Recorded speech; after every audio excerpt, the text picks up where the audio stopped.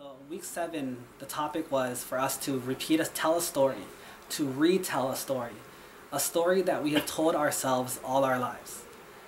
Most likely this story is a story of persecution, a story of how we're the victim, how other people hurt us, how other people bothered us, how other people persecuted us for different reasons. And so in our story, in our minds, we have always been the victim. Now, the homework for week 7 is for us to retell that exact same story, but from the perspective of I'm the perpetrator and you're the person who did it to you, they are the victim. See the same stories that we've always had in a different light. Like in our lives, no matter what we do, we always feel like we're being persecuted. We're always the victim. It's never our fault, ever. For example, when I was in middle school, I was short, chubby, and just not very cool. Like I wasn't very cool at all. And I always felt like I was persecuted. I went to a Lutheran school at grade 6. They were there since kindergarten. So they were all friends. All of them were already friends. They already knew each other. They hung out. They had fun times together. But I was the new guy. Not only that, I was short, chubby, and uncool and wearing glasses, right? And so I was just not someone who seemed like they would be interested in it at all. Then, you know, I tried my best to make friends. I tried to get in with the cool kids. I started playing sports and whatnot. But I always felt like they didn't accept me. In fact, I felt like I kind of got bullied in middle school. Like I felt like I was a victim of being bullied in some cases. Like they teased me, they made fun of me. I didn't feel very welcome. Now, I never thought about this that much until I graduated high school. And there was this young man. His name was Ryan. And we went to the same middle school, but in high school we weren't very good friends. I went to a big high school, so we didn't really see each other that much. We weren't really good friends.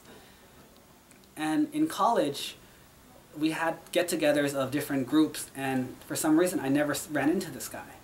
And one day, I was talking to a mutual friend, and I asked him, I said, hey, whatever happened to Ryan? How's he doing? He's like, oh, he's doing fine. I was like, yeah, I never see him. He goes, yeah, he's avoiding you. And I said, why would Ryan avoid me? Like, why? He says he's always been afraid of you. He said you bullied him in middle school. And that just completely shocked me. Like, I've never thought that I was a bully in my entire life. I've never bullied anyone, in my opinion. I've never hurt anyone, in my opinion. And for someone to say that this guy who's known me for like most of my my childhood and my adolescent life, for him to go tell someone enough times that it got around back to me that I was the bully, I couldn't take it. I couldn't believe that. Like that was impossible. But I had started practicing Buddhism already at that time. So I sat down and started thinking about it. Like, is it possible? And it turned out that, yeah, I was a bully in his perspective. I was. Because I was the dork. I was the short, chubby kid who no one liked. But when I started getting in with the athletes and the other group, what happened was they liked to make fun of his group. The even skinnier kids. I was the chubby kid, so they couldn't beat me up. But they were the skinny kids, so they got beat up. I never hit anyone, but I was part of that group that made fun of them. I was part of that group that would gang up on them when they got in trouble and they would get ganged up on. I was always there in the group. I might not have said anything, I might not have hit anyone, but I was part of that group. And that's the group I tried to become a part of. And so, is it weird for him to think of me as a bully? No. And part of it was because I was so afraid of getting beat up in high school and middle school, I had to pretend to be like a fighter. You know, I lied to everyone and told everyone I knew like Muay Thai. Because I'm Thai, so like I'm like a master at Muay Thai. Like, don't mess with me. I could totally break your leg with one kick or something. And so there was all these like you know, made up stories about my bravado back in high school. And so not only did I intimidate him by the group I was with, and I wasn't very nice to him in middle school either. Plus all these stories of me being so aggressive and so violent, I could see how how to him, I was the epitome of like the scariest bully around, right? The new kid in school, didn't know anyone, so decided to make a name for himself by picking on the little guy. Yeah, I guess that was me. Like, that was what I did. Even though I didn't remember it and I didn't want to accept it, but even though I felt like I was bullied, to him, I was the bully. And it made me see that, wow, I never meant to bully him. Either I thought it was funny or I thought it was fun, but I was his bully. Recently on this website that goes around, this big website on the internet called Reddit, there was a post, and it was very interesting where, so there was this guy, this really, really skinny guy, like very small, like they called him chicken legs, chicken arms, like just small guy. He was at the gym and he was doing some curls. And the bar itself weighs about 25 pounds. The weights that he put on were like 2.5. So it's probably a total of like 30 pounds, which looks like, you know, in the gym it's all about the big weights, the big heavy weights. You want to put like so many. He had 2 of the 2.5s. And so it was like 5 pounds, 2 little things together makes 5, this together makes 5, with the tiny bar, the little kids bar, you know, maybe 15 pounds, a total of like 25 pounds. And he's like lifting weights.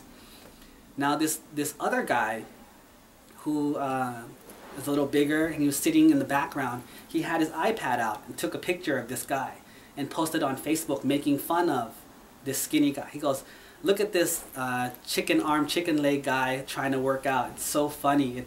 It's just funny. Like, he's making fun of him.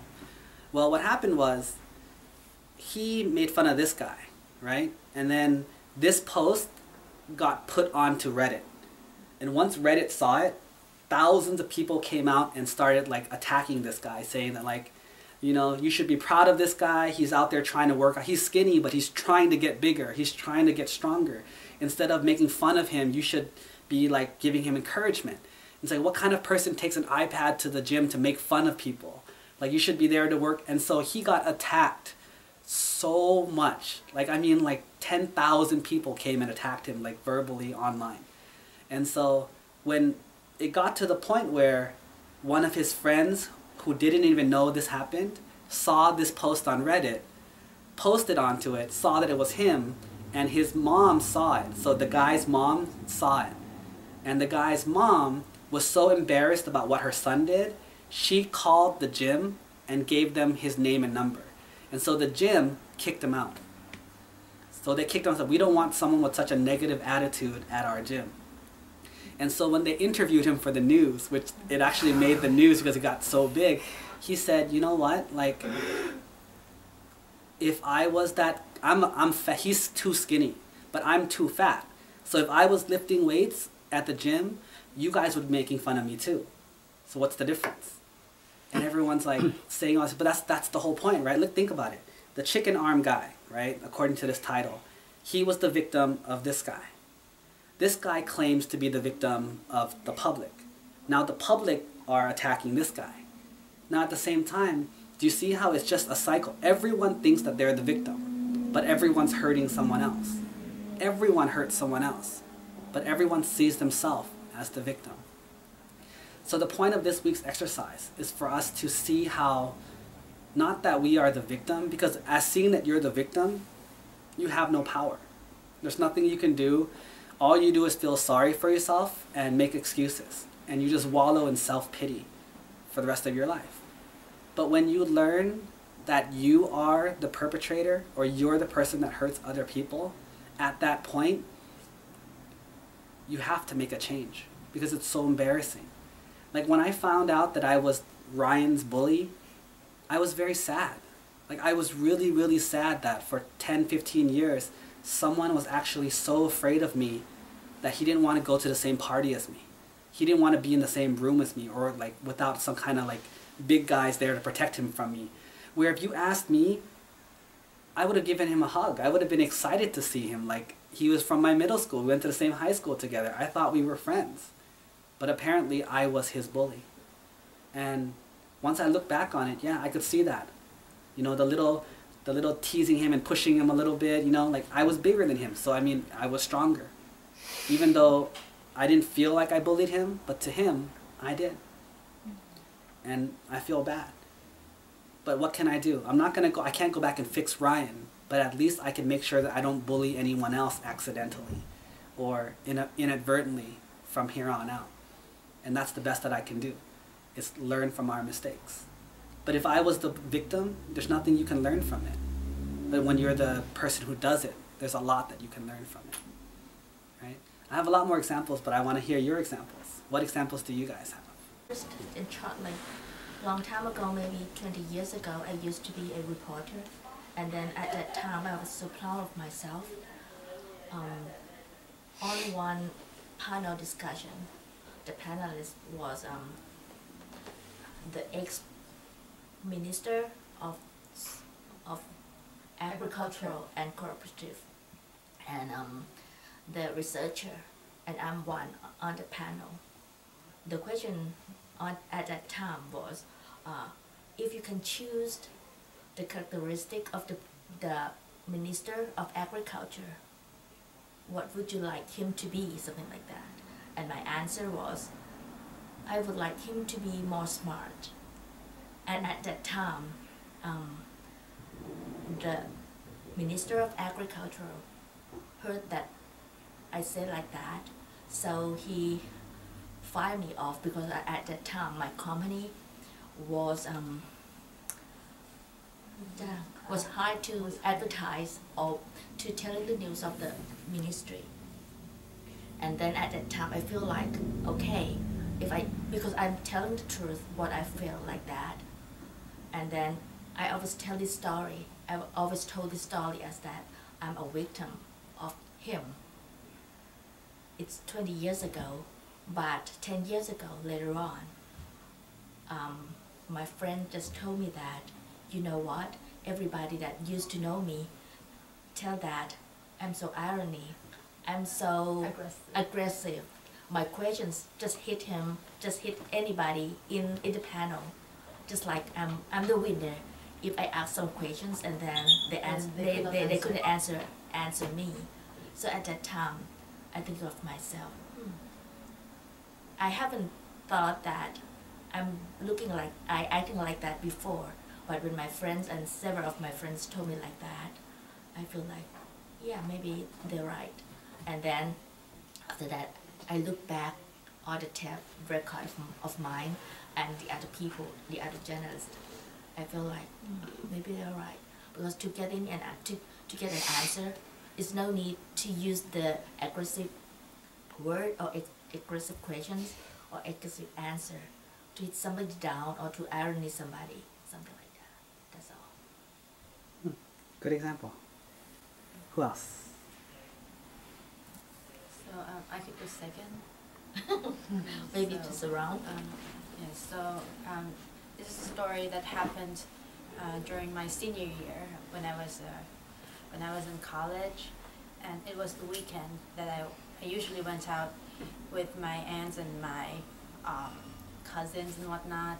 But then in the next day, my mother and I needed to go to work, and I needed to go to an internship at my mom's friend's place. But the thing is that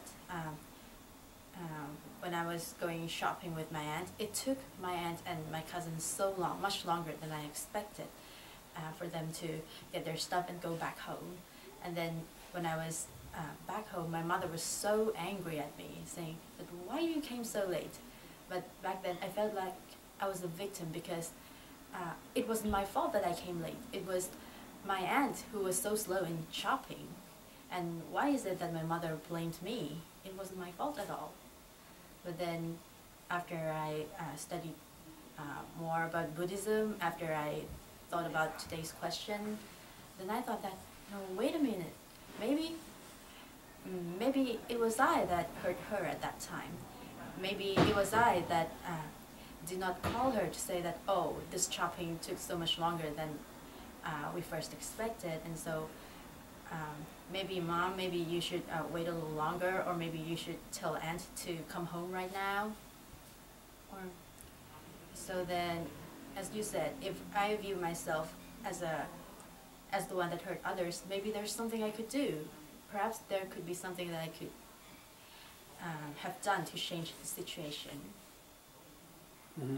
And that's a very good point, because if you think about it, when you're at, when you're thinking about us being the victim, all you think about is how it's unfair that your aunt shops too long or that your mom got mad at you, right? And that's all you ever remember. That's all you remember.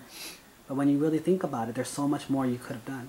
You could have asked your aunt to go faster. You could have helped her shop faster instead of like being bored or being annoyed. You could help her shop faster. What do you need to get? I'll go get this, you go get that. It's faster. Or if you can't do that, at least you could call and tell your mom, hey mom, I'm at the 3rd store. There's 7 stores. Each store is taking about 20 minutes. I don't think I'll be home in time for dinner. I'm sorry. Or communicate. Or try something, right? And this is something that we can learn for the future. Whereas if you see yourself as a victim, there's absolutely nothing you can do, right? It's a good example. Just like in her mother's example, in the first example, it's a good example too, where when you think about it, it's like, I'm always right. I'm the victim. I got kicked out, I'm the victim. But in reality, that's not how other people remember it. Yeah. Other people remember it as you were the aggressive, unnecessarily aggressive person who got in everyone else's face, and you deserve to get kicked out. But that's not how we remember it. We remember it as, I was the victim. I just spoke the truth and then I got kicked out. That's not fair. I have a ton of these stories, but I want to hear yours first. And I think this is another beautiful thing about the discussion, is that when we hear their examples, at first I could think of 2 examples, but when I heard theirs, yeah, that happened to me too. And I'm sure you guys have like many more examples and stories just from listening to theirs.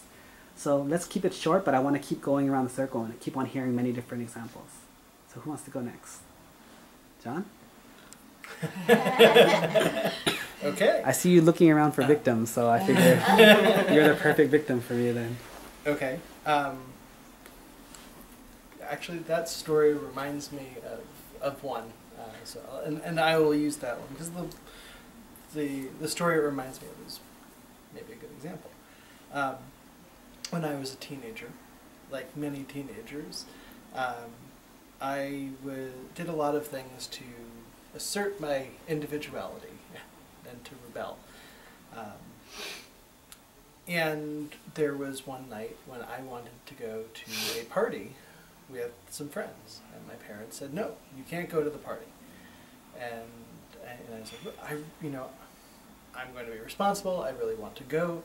I want to spend some time with my friends. I haven't gotten to, go spend time with them or anything. They said, no, you can't. And so I went anyway. But my parents, my parents, took my key to the house away from me.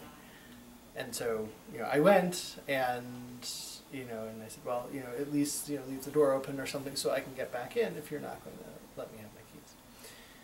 And, so no, go. If you're going to go, then go.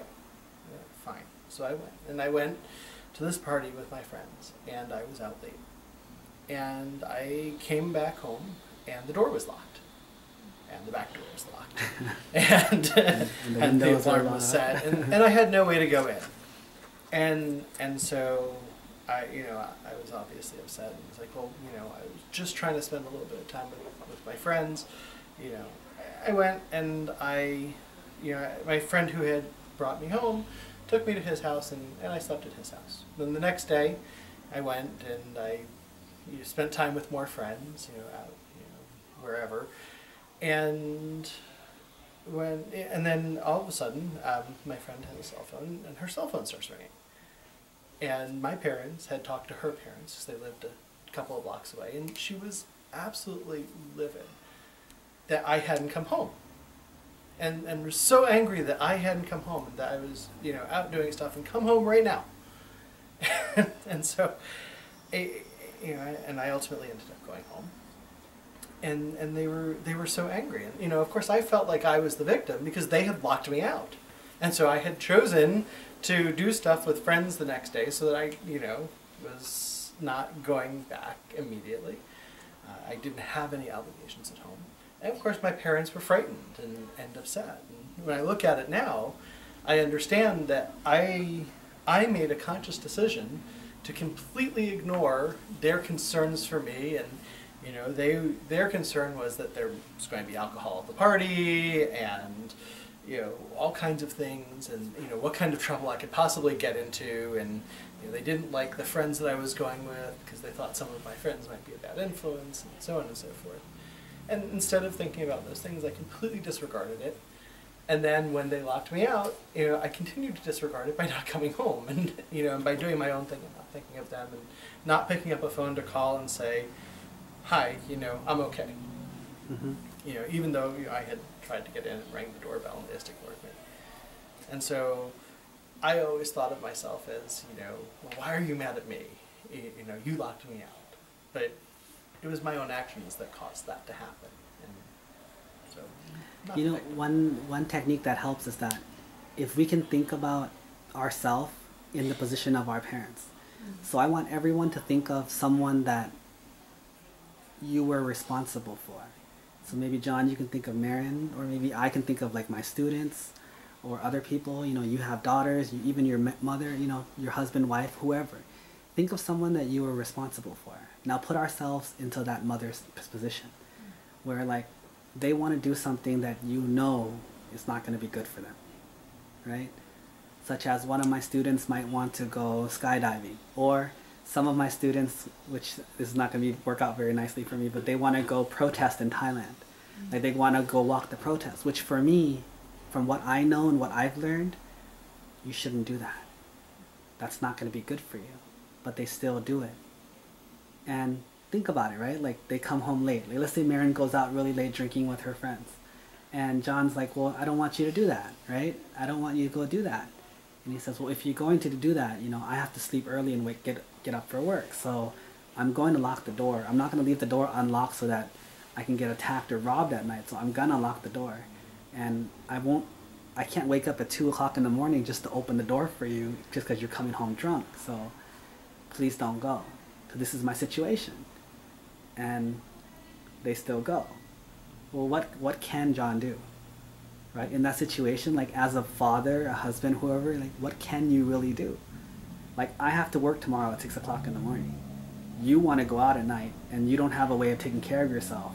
Plus you're a girl, right? Especially for us as men, to let our women go out and party, and who's taking care of them? Who's going to protect them when they're drunk and they get attacked, or who's going to protect them?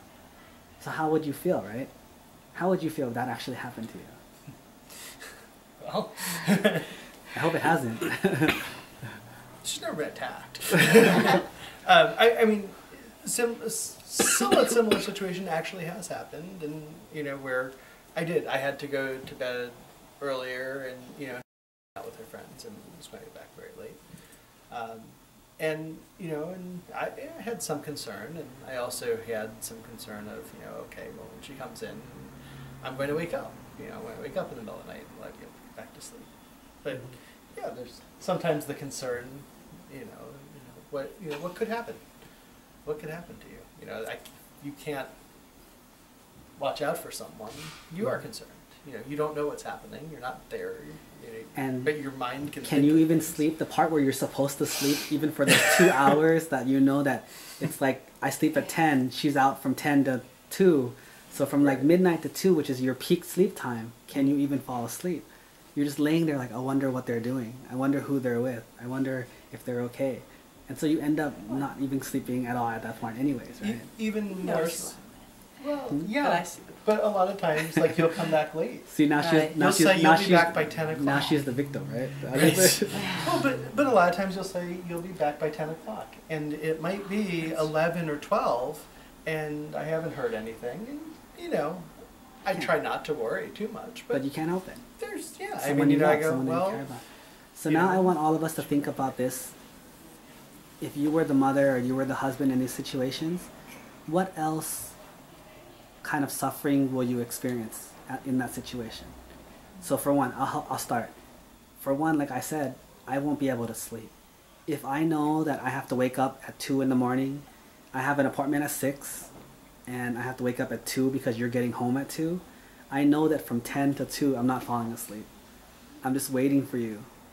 And so I'm going to be upset and annoyed that I have 4 hours sleep maximum. that's like from 2, once you get home at 2 till 6, that's all I get. Even though I'm responsible and I know what my job is, and I would have given myself a good 8 hours sleep for my big job tomorrow, but because of this person, I'm not gonna get it. What else? What other kind of suffering does the mother or the husband or the father or the wife have to go through in a situation like this? Who else? Like fear of the unknown. Okay. We were talking Yeah, about. you have a fear of the unknown. Like what if driving home there's a car accident late at night, or they had a glass of wine. What if they get pulled over? Just Right. constant imagination fear, right? What else? Erwin? For me, it's like, so if I'm the husband, I'm staying home, and then my wife going with friends, and I won't be able to sleep because I will be thinking like, if I'm sleeping, my wife come in, and then she would think that, hey, why you not like care about me? Why you not waiting for me?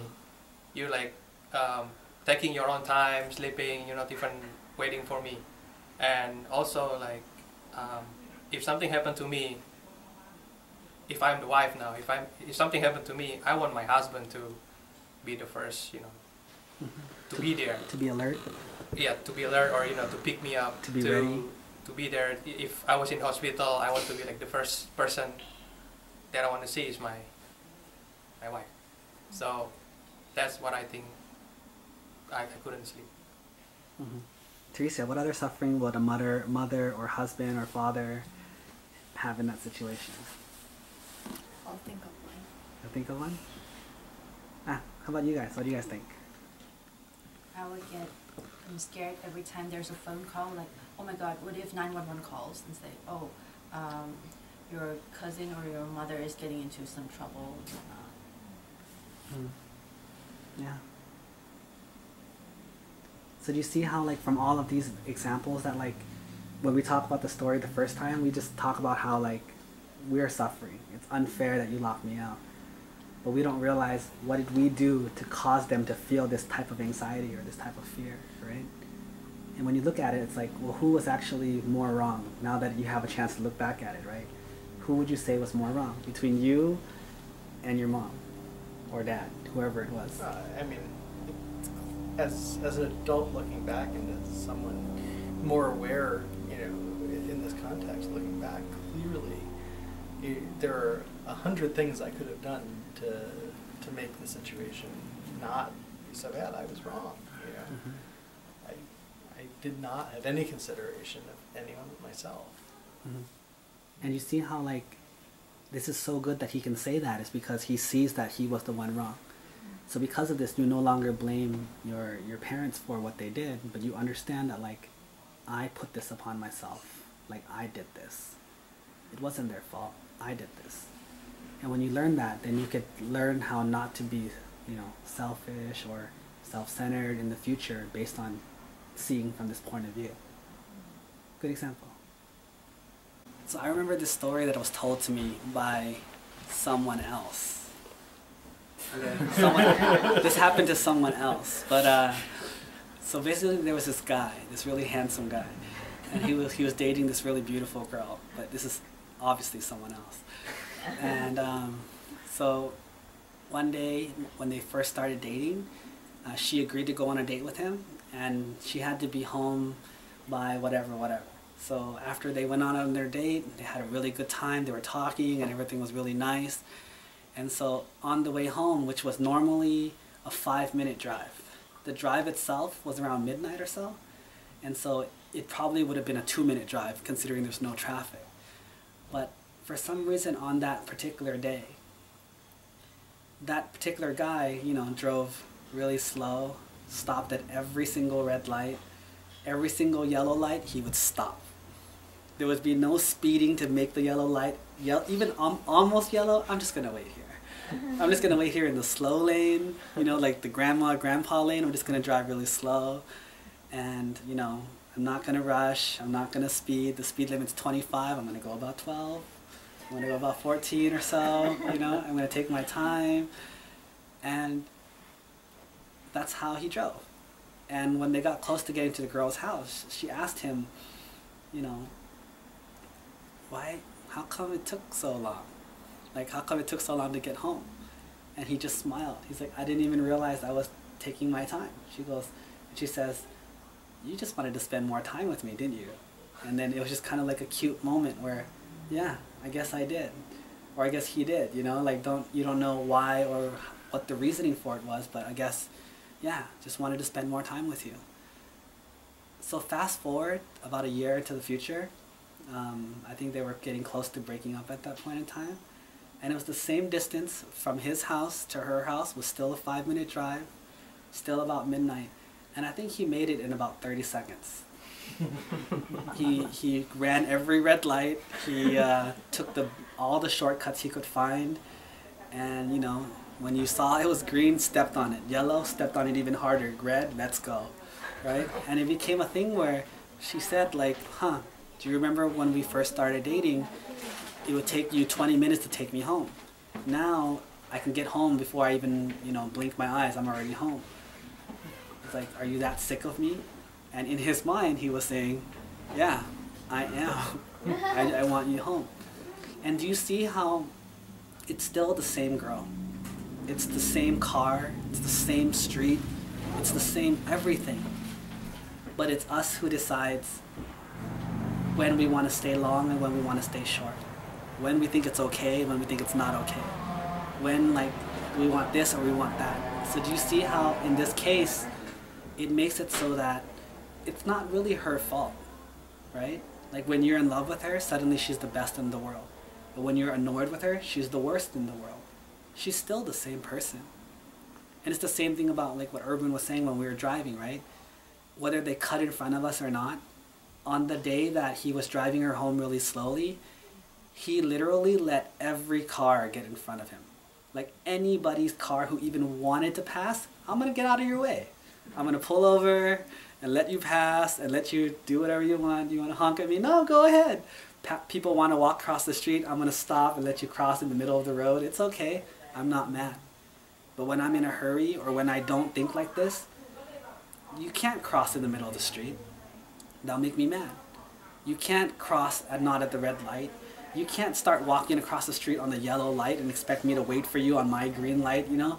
All of that is not okay at a certain time. But when it's, I want to spend time with this person, yeah, take your time. You guys can all go. Bring your dog. Go back and get your grandmother. Have a walk. Take your time. I'll wait right here, you know? I'll block the street and I'll be right here waiting for you. Why is that? This goes back to a thing that I remember talking about back like 5 years ago was, I want you guys all to think about this, which is, have you ever been to like the mall? And have you ever seen any jerks at the mall? Like people who are just acting like complete jerks, like they're just really rude and they're just jerks at the mall. Have you seen them there? How about the airport? Have you seen jerks at the airport? TSA agents maybe, or even like people in line, the traffic control people. Ah, it's so annoying, they're such jerks. What about at restaurants? Sometimes you get really jerky waiters. You get a cook who's a jerk, or you get like a busboy who's a jerk, or even the owner sometimes a jerk, right? But you get other customers are jerks sometimes, right? Where else? The movie theater? Oh, there's a lot of jerks there.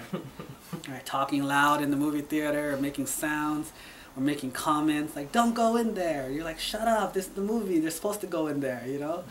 But what else? In school, you get like jerky students, or when the teacher does something bad and they make fun of them, you're like, I'm trying to learn here. Parking lot. In the parking lot. Where else? Amusement park. Amusement parks, people cut in line. Are they really even that handicapped? How come they get to go in first? I think they're just kind of faking handicap maybe. They're such jerks. What else? Where else do you find jerks? Farmer's market, you know, total jerks sometimes. Where else? Where else do you find jerks? You can find them anywhere that you're looking for them. Exactly. Even your own family, right? Yeah, sometimes your family members can be jerks too, right? So when you really think about it, is it possible that everyone in the world's a jerk?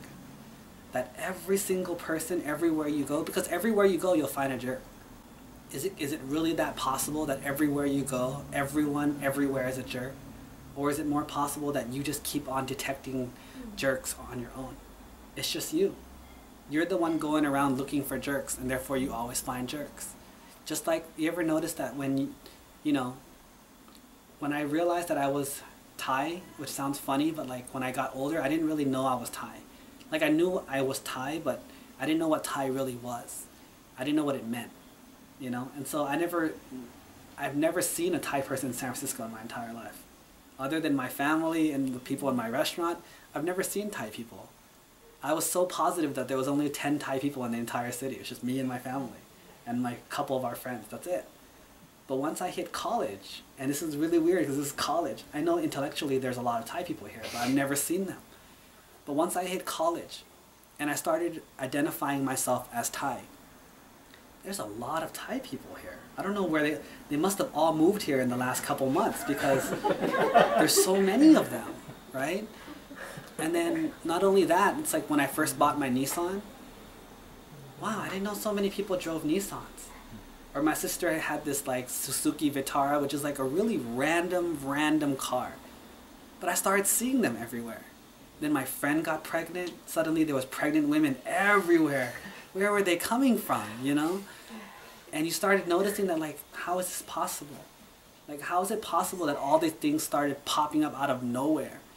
It wasn't that they were popping up out of nowhere. They were always there. It's just a matter of what does your mind want to attach to? What does your mind want to pay attention to? So for example, if you have issues with your mom, it's not because she's a jerk. Or issues with your dad, it's not because he's a jerk. It's just because you look for only the jerk things that they do, and that's all you remember. All the other things that they do, you don't remember. And so once you realize that, you can't hold a grudge anymore. And this is how you learn to let go. You don't let go by forgiveness. Oh, I forgive you. Oh, you cut in front of me? I forgive you. Oh, you're a jerk? I forgive you. You can still be a jerk. I just forgive you.